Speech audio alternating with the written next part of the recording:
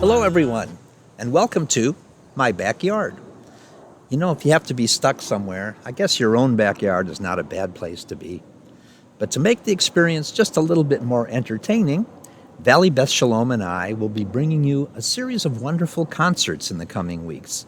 They'll include artists such as Nava Tehillah, that'll be next week, Netanel Goldberg, and Nefesh Mountain from the East Coast. They're really wonderful. So please check the Valley Beth Shalom website or go to Valley Beth Shalom at home to find dates and details. My guest today is a musician who is well known throughout the Jewish world as the guy you want to have behind the piano.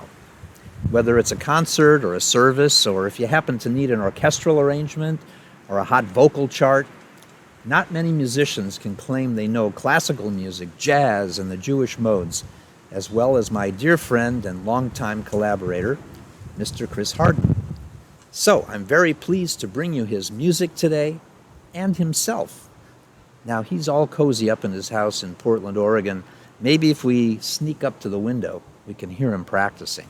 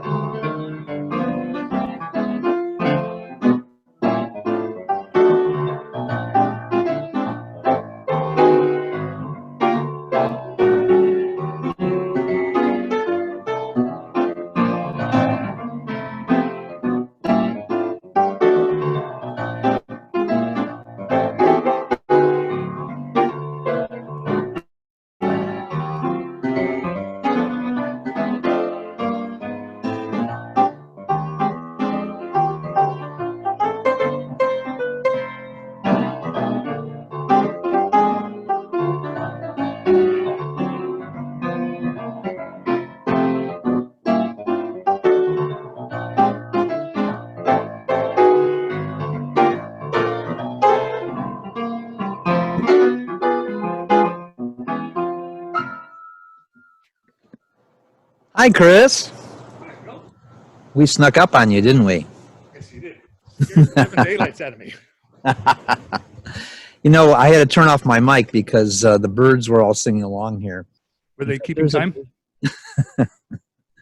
There's a crow up there that's just, I think he's singing in B flat. I don't know what that was. But So, Chris, you were at Valley Beth Shalom for so many years, 25 years. 25. You're still there, and yet you're in Portland, Oregon. So how does that work? I fly down 2 weekends a month.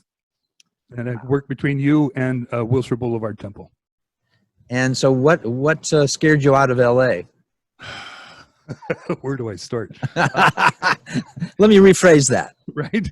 I Traffic. know why you moved to Portland, but Yeah. tell the audience here. I actually moved up here because I became reacquainted with my college sweetheart, who I knew back in the mid '70s, where my dad actually introduced us. He was her voice teacher. So we went our separate ways, had families, and both of us got divorced, and we found each other again. Wow. I didn't realize that your dad was the one who introduced you. That's amazing. Yeah. And I'm from the Northwest, and I always wanted to come back up here the whole time I was in LA, but nothing was keeping me there anymore. My kids were grown. I was divorced. Here I come. So tell us a little bit about yourself and things that I'm aware of. But for instance, your first instrument was not piano. Am I right? No, my first instrument was piano. I started on that when I was 3. Picked up the oboe, which I don't know if you can see it. It's hanging on the wall behind me.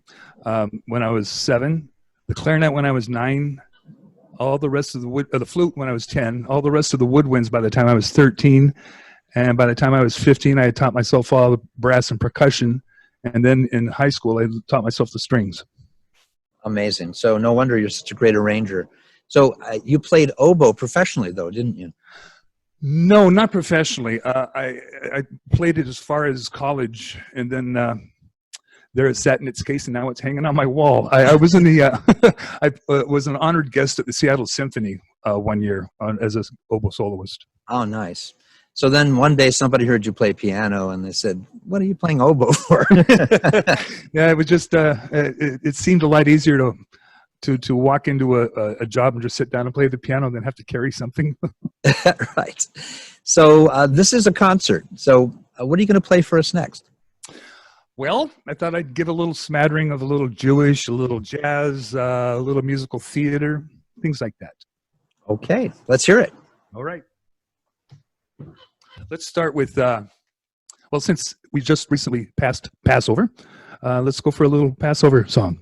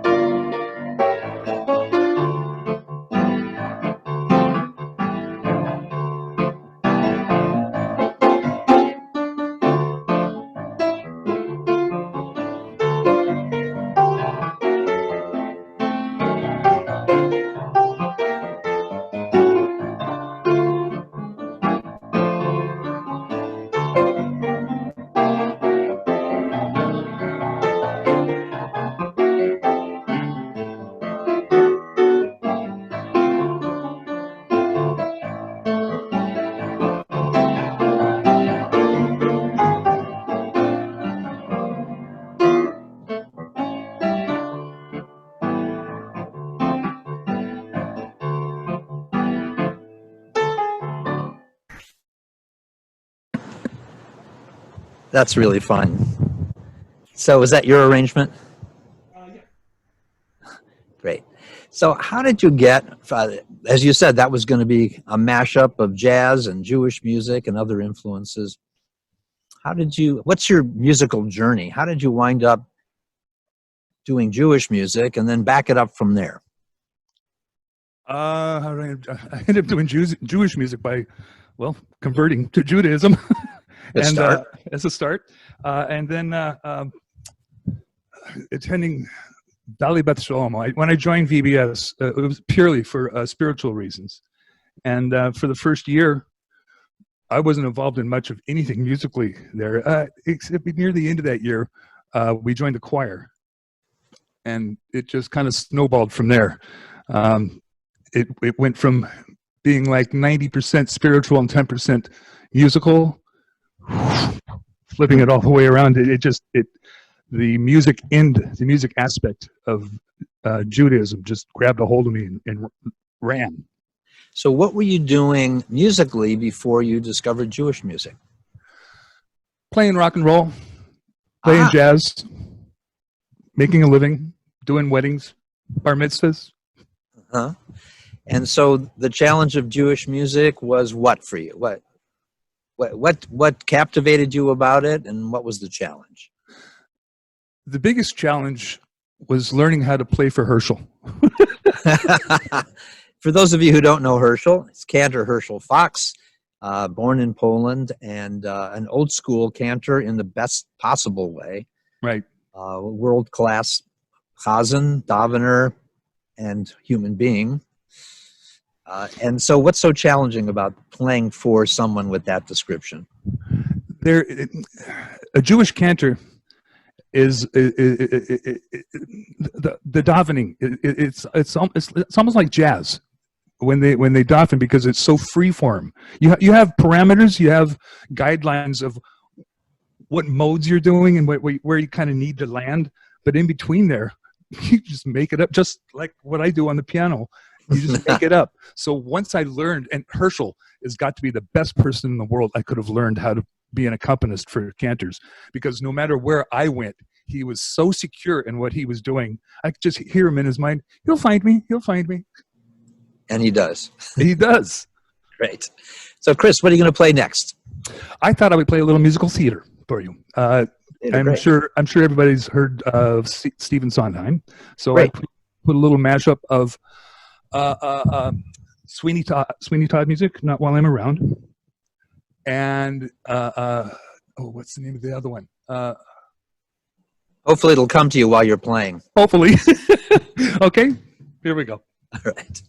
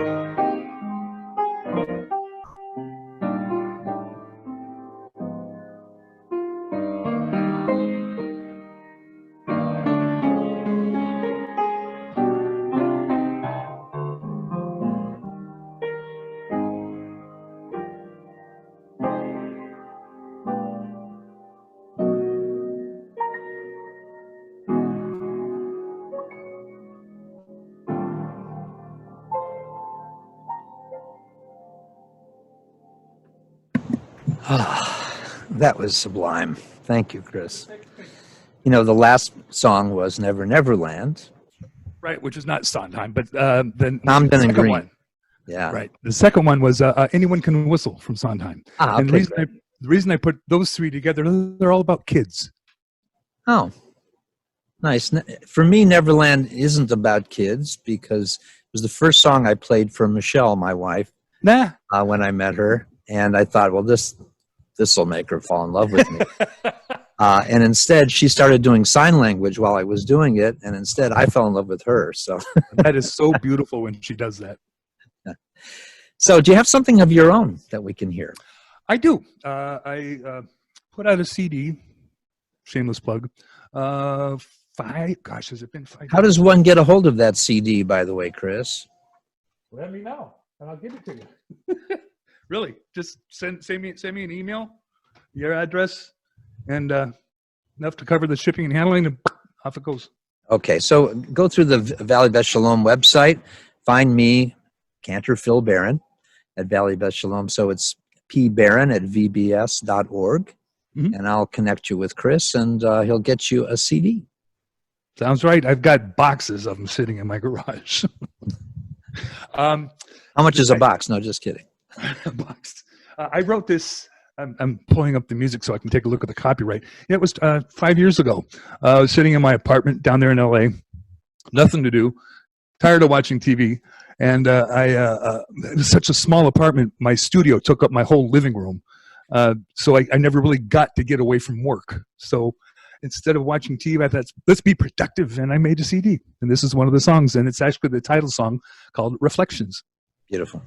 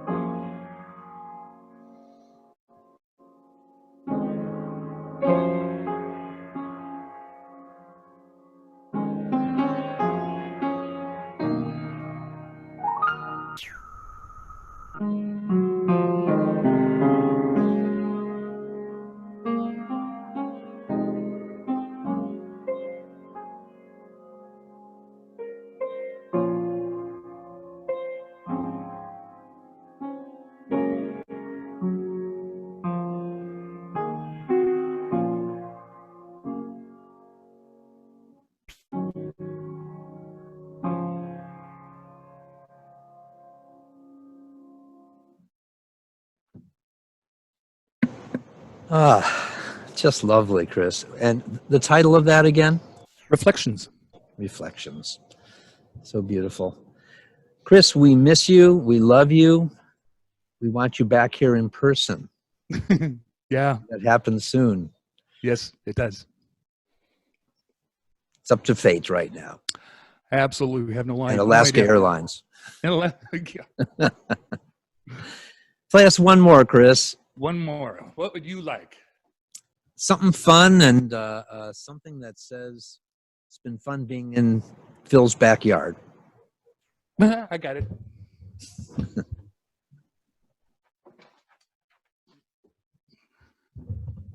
I'm going to sing a little bit.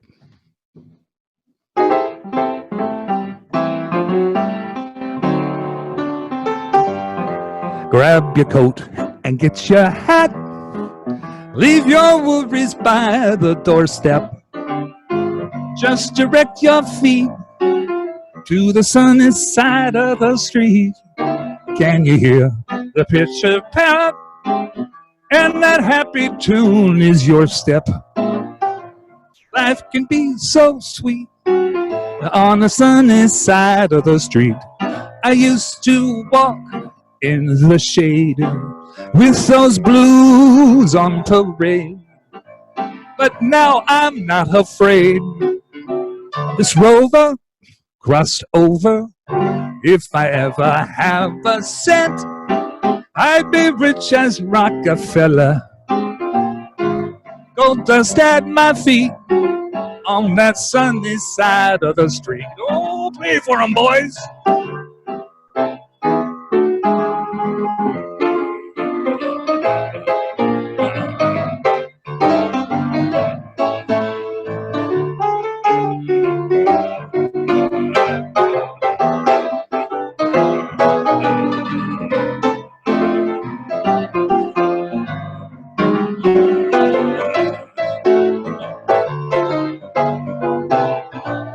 I used to walk in the shade with those blues on parade, but I'm not afraid. This rover crossed over. If I never have a cent, I'd be rich as Rockefeller. Gold dust at my feet on the sunny side of the street. Oh yeah, on that sunny side of the street. Thank you, Chris. Thank what a you, pleasure. Phil. Next week, Daphne Rosenberg is going to join us from Navotahila, all the way from Jerusalem. And we have a series of Sunday concerts coming up. Will you come back and do one more with us? Absolutely. In a few weeks? Absolutely. Beautiful, man. Thank you. Be well. Stay well. Thanks for joining me in my backyard.